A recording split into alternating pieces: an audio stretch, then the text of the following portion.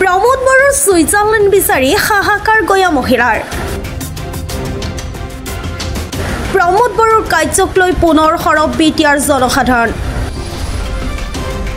মিছা প্ৰতিশ্ৰুতিৰে ক্ষমতা দখল কৰা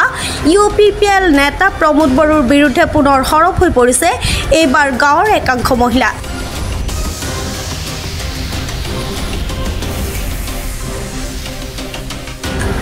ৰাজ্যক প্ৰতিশ্ৰুতি দিছিল তেওঁ বিটিআৰ চিফ হ'ব পাৰিলে বিটিচিখন মিনি ছুইজাৰলেণ্ড বনাব এটা ভোটৰ বিনিময়ত এটাকৈ চাকৰি দিব মহিলা আত্মসহায়ক গোটসমূহক গাই প্ৰতি ৭৫,০০০ টকাকৈ দিব গাঁৱৰ জৰাজীৰ্ণ পথসমূহ পুনৰ নিৰ্মাণ কৰি দিব কিন্তু বাস্তৱ ক্ষেত্ৰত প্ৰমোদ বড়োৰ এই প্ৰতিশ্ৰুতি আছিল ভুৱা কিয়নো ৰাজ্যিক ক্ষমতা দিয়াৰ পিছতো একমাত্ৰ কমিছনৰ অংক আৰু মিটিঙত ট্ৰখন লগাই ভাষণ দিয়াতে ব্যস্ত থাকিল প্ৰমোদ বড়ো যাৰ বাবে বিটিচি পৰিষদীয় নিৰ্বাচনৰ প্ৰাক মুহূৰ্তত প্ৰমোদ বড়োৰ বিৰুদ্ধে সৰব হৈ পৰিছে গাঁৱৰ একাংশ মহিলা তেওঁলোকৰ প্ৰশ্ন ক'ত গ'ল প্ৰমোদ বড়োৰ সপোনৰ ছুইজাৰলেণ্ড প্ৰতিটো ভোটৰ বিনিময়ত প্ৰতিশ্ৰুতি দিছিল এটাকৈ চাকৰি প্ৰতিশ্ৰুতি দিছিল তেওঁলোকে চৰকাৰ গঠন কৰিব পাৰিলে মহিলা আত্মসহায়ক গোটসমূহক ৭৫,০০০ টকাকৈ দিব আৰু প্ৰতিশ্ৰুতি দিছিল তেওঁলোকে চৰকাৰ গঠন কৰিব পাৰিলে গাঁৱৰ জৰাজীৰ্ণ পথসমূহ পুনৰ নিৰ্মাণ কৰি দিব শনিবাৰে প্ৰমোদ বড়োৰ বিৰুদ্ধে এনেদৰে সৰব হৈ পৰিল মুদৈবৰী পৰিষদীয় সমষ্টিৰ অন্তৰ্গত নাহৰবাৰী গাঁৱৰ একাংশ মহিলা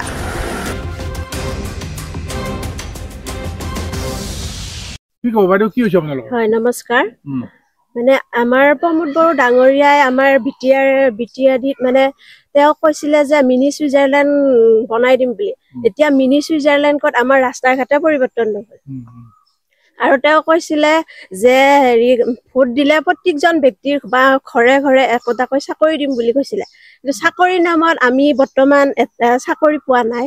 আৰু আমি একো মানে সুবিধাও পোৱা নাই আৰু আমাৰ আত্মসহায়ক মহিলাসকলক মানে তেওঁ কৈছিলে যে তেওঁ চৰকাৰ হলে ৭৫,০০০ টকাকৈ দিম বুলি কৈছিল কিন্তু আমি আজিলৈ ১ টকাও পোৱা নাই এতিয়া আমাৰ পৰিৱৰ্তন লাগে তেওঁ যেনেকৈ কৈছিলে আৰু আমাৰ ৰাস্তা ঘাট আজিলৈকে এনেকুৱা ৰাস্তাটো আৰু ক'তো নাইয়ে আমাৰ এইটো নাহৰবাৰী গাঁৱৰ ৰাস্তাটোতে এনেকুৱা হৈ আছে ৰাস্তাৰে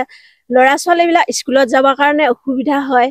মানে বহুত বোকা পিছল হয় সেইটোৱে আৰু আমাৰ ৰাস্তাটো লাগে ৰাস্তা কৰি দিব লাগে আৰু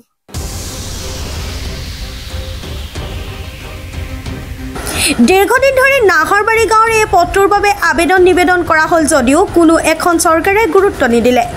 যাৰ বাবে পৰিষদীয় চৰকাৰখনৰ বিৰুদ্ধে সৰব হৈ পৰিছে গাঁৱৰ সহজ সৰল লোকসকল আমাৰ বিটিআৰ গপ্তত মানে যিখিনি মানে কি আমাৰ 5 বছৰৰ ভিতৰত হ'ব লগা কামখিনি কৰিবলগীয়া আছিল তেখেতসকলৰ সেইখিনিতো কাম এতিয়া সম্ভৱপৰ একো হৈ উঠা নাই আৰু আমি এতিয়ালৈকে গম পোৱা মতে মিনি ছুইজাৰলেণ্ডৰ কথাখিনি যিহেতু কৈছিলে তেখেতে আমাৰ প্ৰমোদ বড়ো মহাশয়দেৱে বিটিআৰ চিফ তেখেতে ক'ত মিনি ছুইজাৰলেণ্ড কৰিব পাৰিলে একোতো মিনি ছুইজাৰলেণ্ড আমি দেখুওৱা নাই মিনি ছুইজাৰলেণ্ড হ'ব লাগিলে কি হ'ব লাগে আধাৰকৰ সেইখিনি তেখেতে আজি একো কৰিব নোৱাৰিলে আৰু গতিকে আপোনালোকে আজি আমাৰ ইয়াতে আহিছে উপস্থিত হৈছে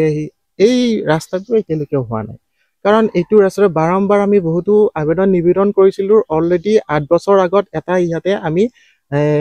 মানে প্ৰত্যেক ঘৰে পইচা তুলি কিনে মাটি পেলাইছিলোঁ তাৰ সংক্ৰান্তত এটা নিউজো হৈছিলে আৰু পেপাৰ কাটিঙো এতিয়াও মজুত আছে আৰু অলৰেডি মই পেপাৰ কাটিঙৰ যোগেদিয়ে বহুতো আবেদন নিবেদন কৰিছিলোঁ আমাৰ বিভাগীয় কৰ্তৃপক্ষক কিন্তু এতিয়ালৈকে কোনো কাণ হাৰাই নিদিলে এতিয়া আমি কি বিশ্বাসত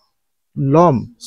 চৰকাৰটো আহে গুচি যায় তেখেতসকলৰ বয়স 5 বছৰৰ সময় সেই গতিকে তেখেতসকলে বস্তুটো মনোনিৱেশ কৰা উচিত আৰু ৰাইজে যাতে দুৰ্ভোগ ভুগিব লগা নহয় চৰকাৰৰ পৰা যেনেকুৱা কঠোৰ নীতি ধুনীয়া আশ্বাস প্ৰদান কৰে ৰাইজসকলৰ আগত সেইখিনি আশ্বাস প্ৰতিশ্ৰুতি ভালদৰে মানে হেৰি ৰাইজক ভালদৰে পালন কৰিব লাগে তেখেতসকলে দিব পাৰিব লাগে তেতিয়াহে ৰাইজে আশ্বস্ত হ'ব যে ৰাইজে বিশ্বাস কৰিব চৰকাৰখনক কিন্তু এতিয়া চৰকাৰৰ পৰা বিশ্বাস আমাৰ ৰাইজৰ এতিয়ালৈকে সম্পূৰ্ণ হেৰাই গৈছে আৰু গতিকে নিৰ্বাচন সমাগত দেখা যাওক আগন্তুক দিনত কি হ'ব কি ৰাইজে কি বিবেচিত কৰিব সেইটোহে আমাৰ লক্ষণীয় বিষয় হ'ব ওদালগুৰিৰ পৰা Chinmoy Deka report Tata time digital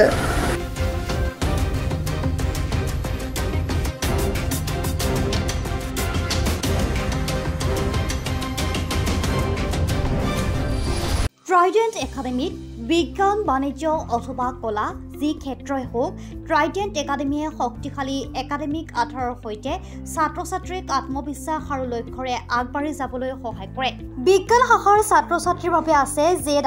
আৰু NEETৰ বিশেষ ক্লাছ আৰু এক্সক্লুসিভ ষ্টাডি মেটেৰিয়েল বাণিজ্য শাখাৰ ছাত্ৰ ছাত্ৰীসকলৰ বাবে উপলব্ধ CA ফাউণ্ডেশ্যনৰ বিশেষ কোচিং বাণিজ্য আৰু কলা শাখাত আমি হিচাপ বিজ্ঞান ব্যৱসায় অৰ্থনীতি আদি বিষয়ৰ মজবুত আধাৰ গঢ়ি তুলো ফৰ্টিৰ বাবে ফোন বা হোৱাটছএপ কৰক 7578011234 অথবা 8812012304